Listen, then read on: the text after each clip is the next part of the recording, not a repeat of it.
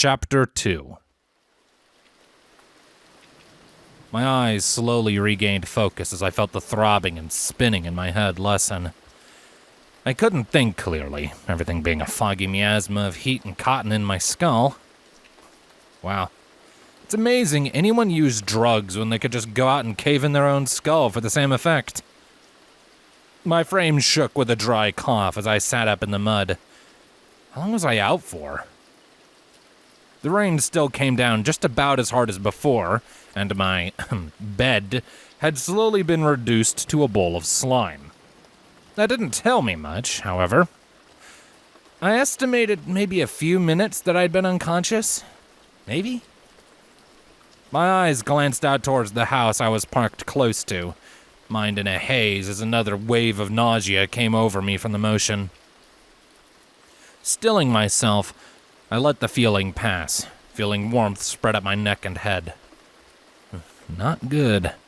I needed to get out of this rain, and soon. A warm light came out of one of the windows from the house, and gently spread across the rain-soaked ground. My eyes caught motion suddenly, and I made an extra effort to freeze in place so as not to be noticed. It was that mare from earlier.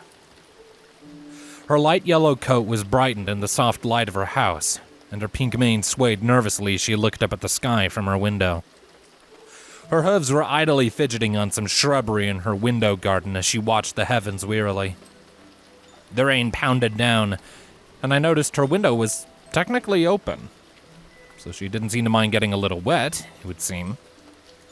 Was it the noise that was making her nervous then? Her fidgeting drew my attention, and I noticed the meticulous care that went into the gardening on and around her house.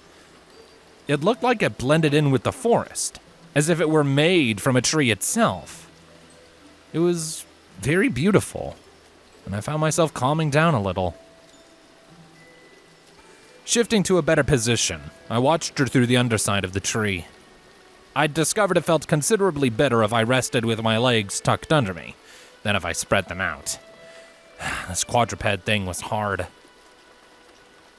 Suddenly, I saw her freeze entirely, and my attention snapped back to her. My eyes went from relaxed to locking on her instantly, finding her looking directly back at me. Oh. She froze, wide-eyed and shrinking back a little. Oh, crap. My eyes probably reflected the light from her windows, but for some reason, I just couldn't look away. My body locked up and I started shivering uncontrollably again. Moments passed. Or was it hours? Neither of us moved. Ironically, she looked as terrified as I was. Any moment now, I anticipated the legion of hellish carnivores to descend upon me. All she would have to do was scream or call out. Even longer passed, yet we just kept staring at each other. And staring. And even a little more staring. Utter stillness existed between us, and finally, I relaxed a little.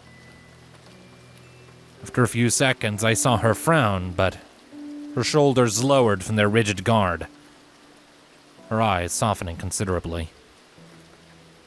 We just watched each other. I lost track of time for a while, either because of focus or due to my head spinning and tumbling. I wasn't really sure. She seemed nervous, but now kind of curious. It dawned on me that she probably knew about as much of me as I knew of her.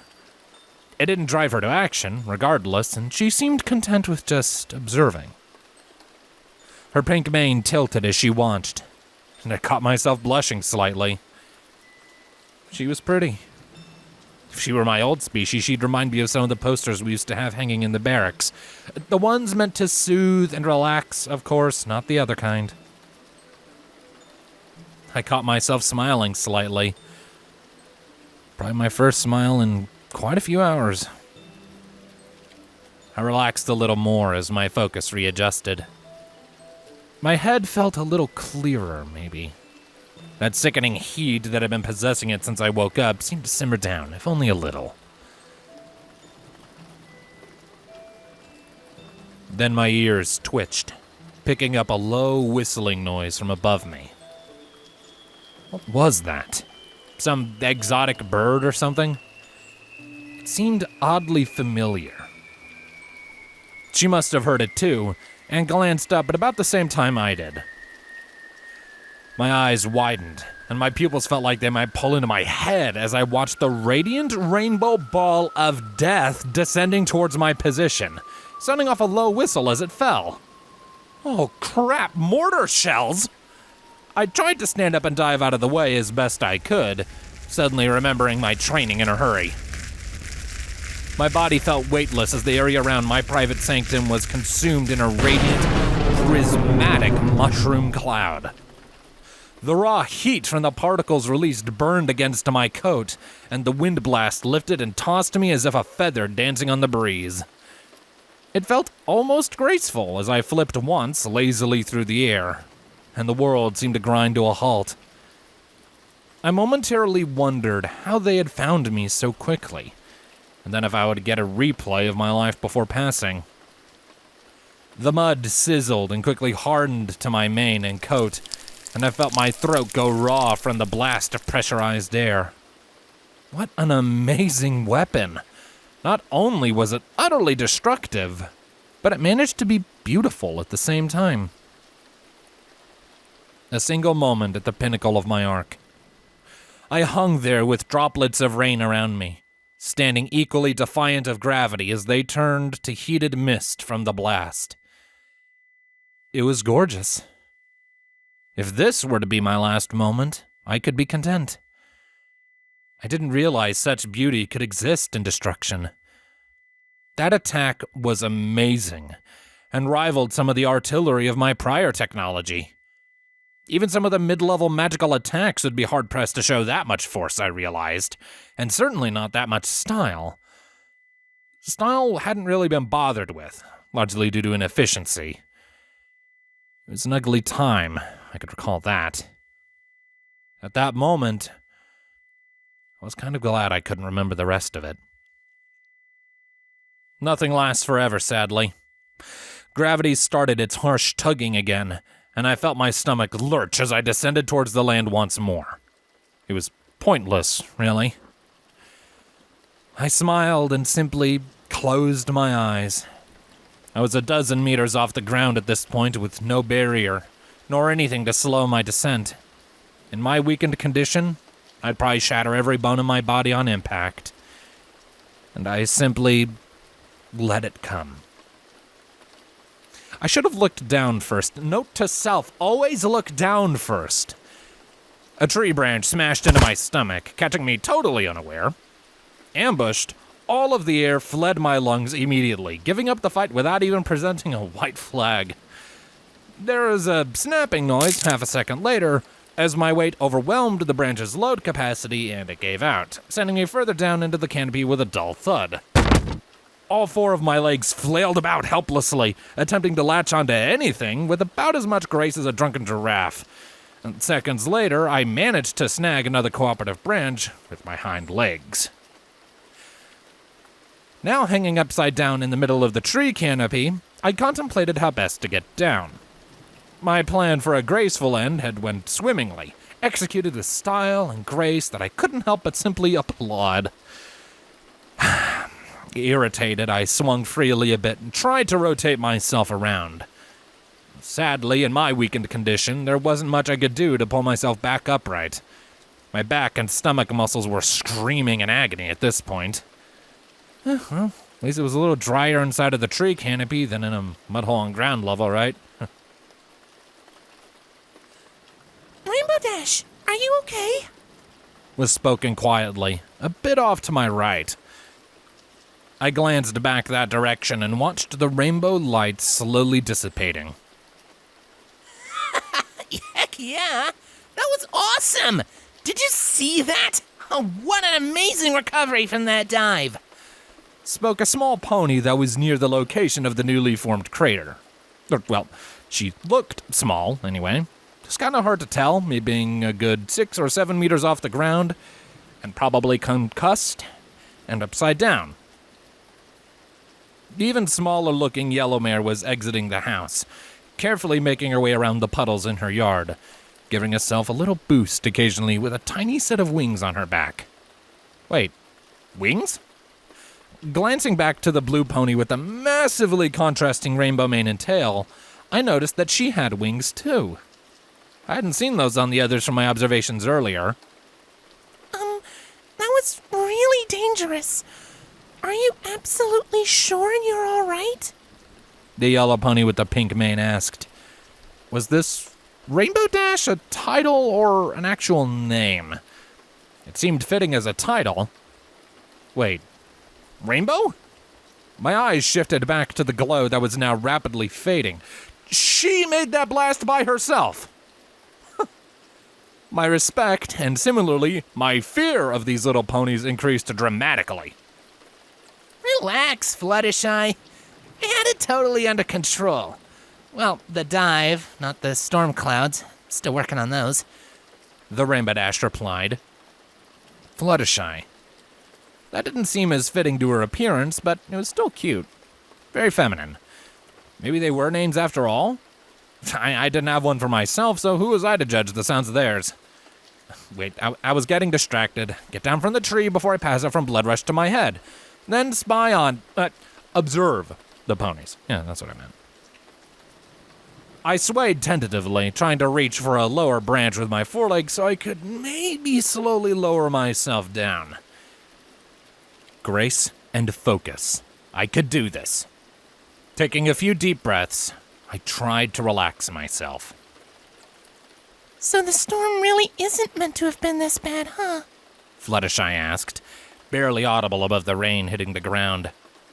My thoughts drifted slightly as my forelegs brushed against the branch I was targeting. Did Rainbow Dash have something to do with the weather? Maybe they controlled their climate through magic instead of technology. There was a light cracking noise above me, and I sighed. Today just really kind of sucked so far, didn't it? I glared back to my right defiantly, staring at the back of the small blue and rainbow-colored pony. Sure, she probably would never know, but I had to salvage what little ego was left after she absent-mindedly blew me up without even noticing my existence. By breaking, no less. I shuffled myself closer to the trunk of the tree to move the center of my mass closer to the main support, and slowly took hold of the lower branch, testing my weight against it. It seemed to be able to support my weight so far. I might have gotten a little impatient with this schedule. But hey, it's not my fault they interfered with my training regimen and I had to jump things up a notch, right? Besides, I totally got this. You just head back inside and stay dry, okay? Rainbow Dash suggested, in her much harsher voice. They seemed about the same age, and they were acting like friends. Fluttershy drooped noticeably but nodded. Well, if it'll help, of course. But if it's not too much trouble, could you maybe see if there's some pony else around? I thought I saw another pony, hiding under the tree that you kinda blew up. She pointed out, glancing back at the crater. My heart all but stopped. She knew I was a pony? She acknowledged me. I smiled mentally. Wait, oh crap, she acknowledged me. And she didn't say to help the blown-up pony. I might be in quite a bit of trouble. I'd not be able to escape from the rainbow-colored one if she decided to attack. Psh, Fluttershy, why would any pony be out in this weather, hiding under a tree? I'm sure your imagination just got the better of you looking out into the dark. Rainbow Dash tried to assure. Whew. Wait, any pony? Oh, clever. Huh. I thought about it. I think I'd heard some pony earlier, too. Fluttershy just nodded weakly and seemed to believe her. I felt both badly and relieved at the same time. Maybe the winged ponies were nicer, or at least didn't eat meat? I shuddered as I remembered the horrifying blue pony from earlier and almost lost my balance. Good. And don't worry about this storm. I'll have it all fixed up in 10 seconds flat. Rambodash announced before giving a curt yet confident nod to Fluttershy. Her yellow friend looked less than sure of the boast, but slowly started making her way back towards her house, daintily avoiding the puddles as she went. I watched her go, trying to resist smiling and blushing at the grace and simple adorableness that she oozed with every step. Well, okay, I wasn't sure if I was blushing at this point, or if it was just the fact that a good 60% of my blood was swelling into my skull. I squinted my eyes shut as the thought of her body formed a shortcut to the other image I had of her from earlier. My body heated up and I wobbled, trying to calm myself down again. Stupid, dirty, filthy mind! Why was it such a big deal? Their culture obviously didn't actively endorse clothing like mine used to. I was a mature, fully grown, rational, and reasonable individual, right? Surely I could halt these barbaric thoughts that plagued my head. Rambodash rocketed into the air at speeds I couldn't follow, shooting straight back up towards the cloud line while leaving a very familiar-looking trail. Wow. Okay, that was impressive. The sheer power she must have in her body left me in awe. Now, I wasn't a raw attack mage, though, so most displays of pure power surprised me. Still, I thought I'd seen it all. Her grace and style left me feeling somewhat cheated with what few memories I could recall of the battles I'd participated in. Then something dawned on me as my brain momentarily processed physics. Oh no. The blast of wind hit my tree suddenly from her spontaneous takeoff. Oh crap. I swayed and flailed, trying to keep my balance. Several agonizing seconds later, I slowed my rotation and managed to still myself, trying to grasp for the lower branch I had prior. Success! Well, that was a close call. That's about the time when the branch I was dangling from snapped, of course. If I had had the time to sigh, I would have. They're very therapeutic, I hear. My head bounced off the lower branch I'd had my sights set on as I fell backwards. Several more collisions racked my body from various angles before I smashed, screaming, into the mercifully muddy ground below, making everything go black. Again.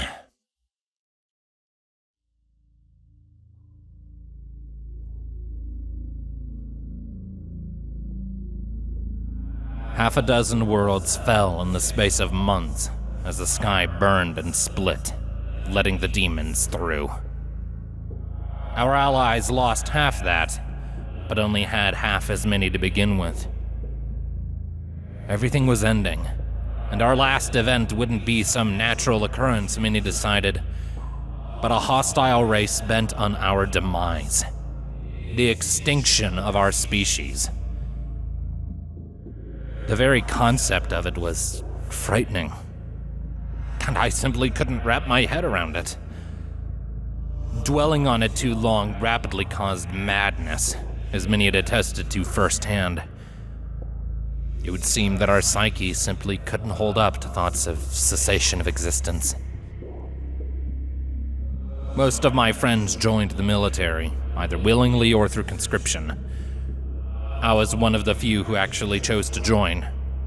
Not due to a rash desire to prove myself, not through some larger sense of duty, not through a sense of obligation. No, I joined to stop the invaders before there was nothing left for them to destroy. Because I could easily see where they were going, and it left me terrified, crying, and unable to sleep at night. They wouldn't stop until everything I knew and loved and every person I cared about was erased. I fought to make a difference, even if it was next to nothing, to stop them from destroying everything I cherished. Because if I didn't fight, it wouldn't really matter anyway. Of course, I made no difference. Our last world was the worst, as to be expected. I remembered it clearly, somehow. Everything was like a movie with no ending.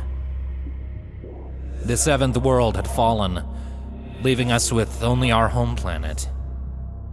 Our allies had retreated, and we had fought tooth and nail for this ball of rock floating around a star. As the plans became increasingly daring and futile, what we accepted as losses expanded greatly, I noticed. Eventually, it was perfectly acceptable to weaponize a moon, to strike out at the impossibly large fleet in our orbit. Forgotten so easily were the cherished traditions and culture surrounding the moons around our home planet. In trying to defend ourselves, we lost who we were regardless. And even then, it didn't matter. The sky exploded into flames, and a haphazard chorus of screams erupted around me. Bunker number 312 was my charge. I can't remember a point before or after this. Ponies scattered into the corners of the bunker as I sealed it up behind me, activating the complex shielding magic with my muzzle. It wouldn't do much good, but it helped them feel safer. The orbital strikes would eat through 3 layers of similar shielding in seconds. I swallowed hard and directed my platoon into guard position. The last line of defense. Honestly, we would fade away here. There wasn't any hope at this point. Everything we could do had already been tried, and it had all failed. Some comfort was found as I stood there in the charred landscape surrounded by my friends. We were all about to die, but we were to die as ourselves. I knew nothing had changed who I was, and nothing the invaders did could take that away. The hellish monsters descended from the burning heavens themselves, massive and pale. Their cyan coloring clashed violently with the crimson sky. The 4 long, leg-like tentacles extended menacingly towards the planet, their ships a cruel mockery of our forms. Rainbow-maned figureheads jutted out from each of their hulls, and an equally prismatic exhaust pushed them forwards. My mind mentally pictured the unnatural cyborg rabbits that piloted the diabolical crafts. Their entire race was bent on the utter destruction of my people, and would stop at nothing to reach it. The heads of the mere-looking figureheads seemed to laugh arrogantly as they opened their mouths and fired burning rainbow apple cores towards the surface. My body braced for impact as I conjured what was possibly my last barrier. Wait a minute. Something seemed a little off suddenly. My eyes slowly opened, and a faint dawn light greeted them. A dagger of pain stabbed into my head as the light was processed, and I groaned weakly, trying to will the image away from me. I closed my eyes again, feeling drained and sick. It was just a dream. Or was it a memory? It felt like my current memories and my old ones were kind of blending together. Why wasn't I dead yet? My mind retreated into itself for a moment, and I tried to ignore the light stabbing sensation at my gut. Probably internal bleeding or something. If I was lucky, I'd lose consciousness and die in my sleep. Will you stop poking him with that stick? It's mighty rude, Scootaloo. Sounded behind me somewhere. Oh, wonderful. Internal bleeding sounded even more merciful now. The voice was lighter, maybe coming from a younger pony? What would that be, a foal? The newly identified jabbing continued, however, and I kept my eyes shut. Oh, come on. I'm just trying to wake him up, Applebloom, was the reply, apparently from one Scootaloo. Well, I assumed they were ponies, at least. Wasn't like I was bothering to check. Just let him sleep, Scootaloo. Can't you see he looks plumb tuckered out? Was the comeback from the same heavily accented, younger voice from before. Oh, finally, a reasonable suggestion. There was a stagnant pause, and the poking stopped. What's that stuff all over him? A softer, previously unheard voice asked. I became noticeably aware of the caked mud all over my coat and exhaled sharply. It actually kind of felt nice, being significantly cooler than the sun on my body. Looks like, I don't know, maybe Rainbow done romped with him or something? Reasoned Apple Bloom. Oh, they had such unique names. Wait, romp? If that meant what I thought it did. Ugh. A light heat made it to my face, separate from the sunlight. Rainbow? Better not be Rainbow Dash she was talking about. Although they pegged my gender already, it would seem, and I wasn't dead yet. But they were also fairly young sounding. Maybe they were part of a scouting party instead of hunting? There was a hacking noise behind me. Ugh, no way! Rainbow Dash wouldn't romp with him. He's nowhere near cool enough. Scootaloo defended suddenly. Now, the heat was replaced by a twinge of irritation. Rainbow Dash was definitely a name and could only mean that egotistical blue pony from before. I suddenly remembered I had no idea how long I had been unconscious for. What's romping? The gentler voice asked innocently, sounding a little confused. There was a much longer pause. I haven't the finest, was eventually admitted, via the accented pony, and I had to resist the urge to chuckle. You don't know what romping is? Asked Scootaloo incredulously, with a hint of ego, and suddenly I realized why she liked Rainbow Dash. There was a derisive snort in reply, followed by, I suppose you knew, do you? She probably didn't. Of course. It's when two ponies wrestle in the mud together to decide who's better.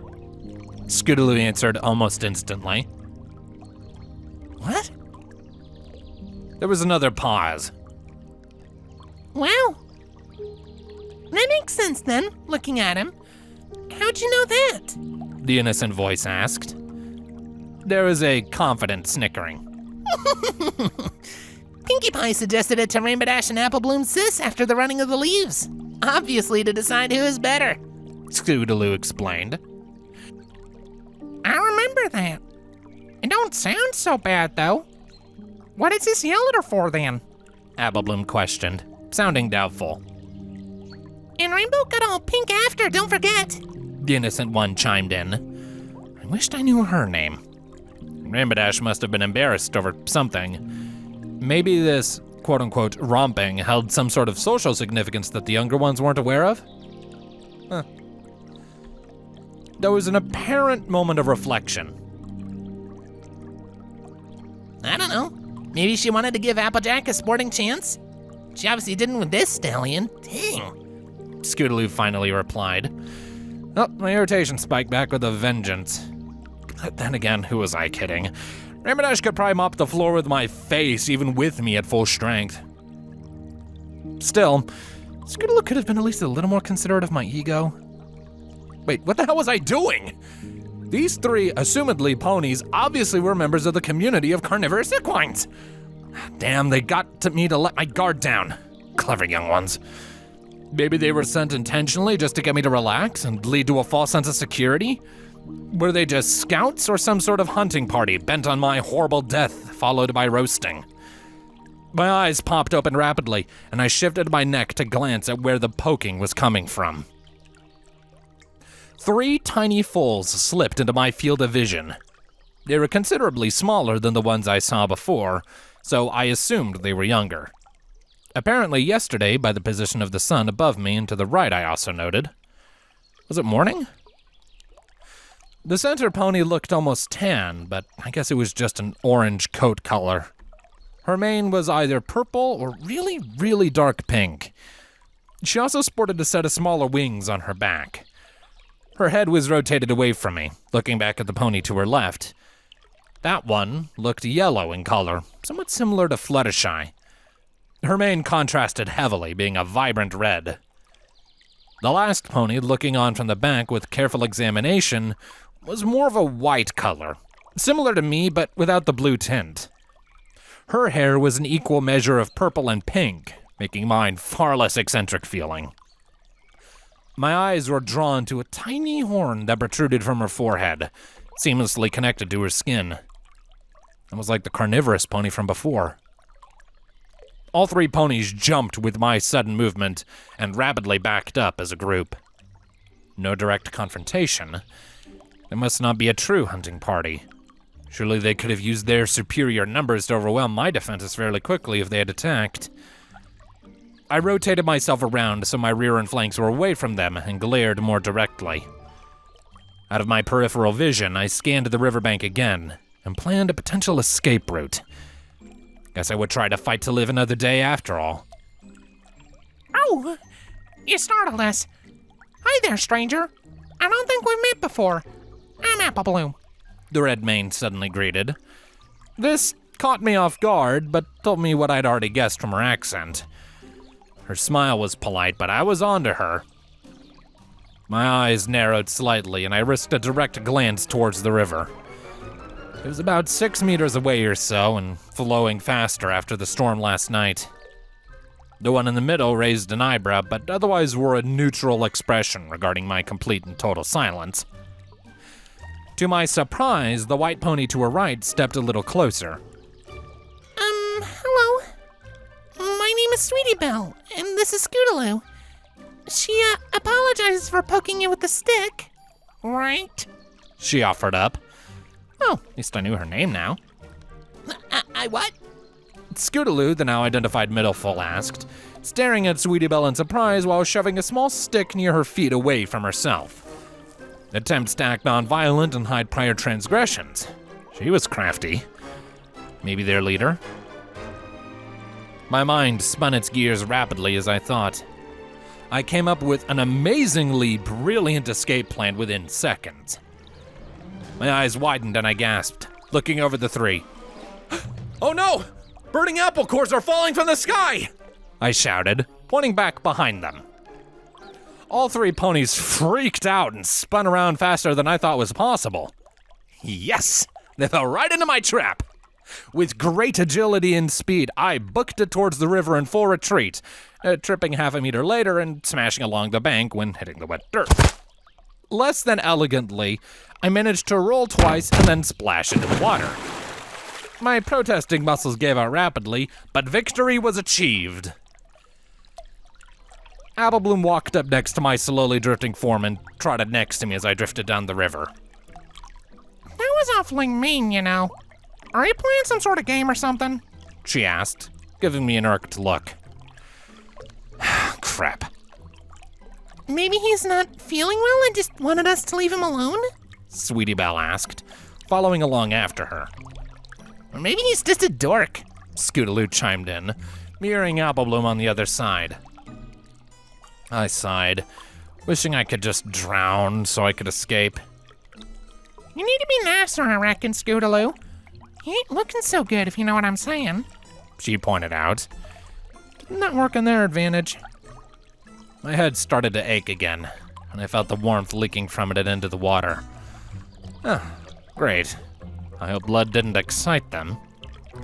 Reaching up, I rotated my impromptu bandage and tightened the tie on the end of it. The stretchy tie knot was within view of my eye that was above the water now, and I noticed its rainbow patterns. Now my least favorite color. Colors? I weakly let my forelegs drop, wondering why they didn't seem to be attacking me, and at the same time kind of wishing they'd just get it done and over with. Oh my! He's bleeding! We should get him back to the village. That needs to be tended to. Sweetie Belle suddenly announced right on cue. Crap. They did pick up on it instantly. And tended to? What, with seasonings and spices? Oh no, they must keep their food alive until they cook it up. Scootaloo sighed. Oh, dang. Hermidas must have done a number on you. Fine, let's fish him out of the stream and get him to... Her ironically truthful statement was interrupted by a sudden, massive gasp. It took me a second to realize she herself had done it. My eyes shifted over to her instantly, and noticed she was staring with utmost intensity at my butt? Huh? The other two fillies on the other side zoomed in on the same spot the instant they saw her looking. There was a momentary pause, and then they suddenly matched her stare. What? What was going on? I was so confused. What, was my butt bleeding too? Oh my goodness! He ain't got no cutie mark! Apple Bloom suddenly declared, as if the world were ending. A cutie what? What the hey? He's a full-grown stallion. How can he not have one? Scootaloo asked on the other side, sounding utterly stunned. Sweetie Belle stopped walking, though. Oh no! Does that mean we might not get ours after all? She asked, suddenly sounding extremely sullen. My mind rapidly tried to piece things together. Okay, so as an adult, I was supposed to have something on my butt or on my flank that indicated something, but I didn't have it. They wanted one, and seemed downright depressed that they didn't yet. Scootaloo indicated it had to do with adults, so maybe it was some sort of rite of passage? Apple Bloom suddenly smiled, which made me exceptionally suspicious. Wait an apple bucking minute. If he doesn't have a cutie mark yet, maybe he can help us get ours instead? She suddenly reasoned. I swallowed tightly, memory suddenly jumping back to last night. If I remembered correctly, there was something in Rainbow Dash's flank, some sort of mark. Oh hell. Was it some sort of ritualistic tattoo they got upon reaching adulthood? If I could help them get it, maybe it was based off their first kill or something. Thrashing upright in the water, I rapidly tried to swim away, mindful that the water was barely half a meter deep. The lack of capability to trip actually made my progress faster, however. Hey, she's right. Don't you want to help us get our cutie marks? Scootaloo shouted after me, breaking into a gallop to keep up. Damn her. If only I had half the skill she did in making all these confounded legs move the right direction. Panicking, I flailed rapidly into a turn of the river, trying hard to get away from the carnivorous ponies chasing me. All three were managing to keep up, sadly, and I cursed my ineptitude at this current form. I should have practiced more before coming into town. I should have prepared. How stupid was I? Wait, girls! We need to get that wound looked at first. Then we can help him get his cutie mark too, right? Sweetie Belle suddenly called out, stagnated between gasps of breath. Wait, help me get a mark? Something fishy struck me about the whole situation. I glanced back to see how much distance I'd gained on them. I was disheartened to discover that it was barely 5 meters. Damn their little legs! Scootaloo's eyes suddenly widened considerably, and she shouted out, Hey, look out for that! The river suddenly turned, this time not taking me with it, as I was looking back at them. My surprise set in just as the side of my head smashed into a rather large rock on the bank. Ugh.